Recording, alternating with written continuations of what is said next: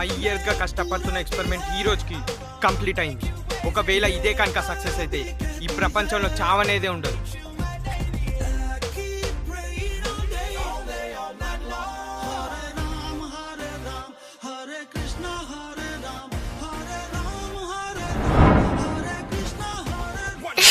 Go!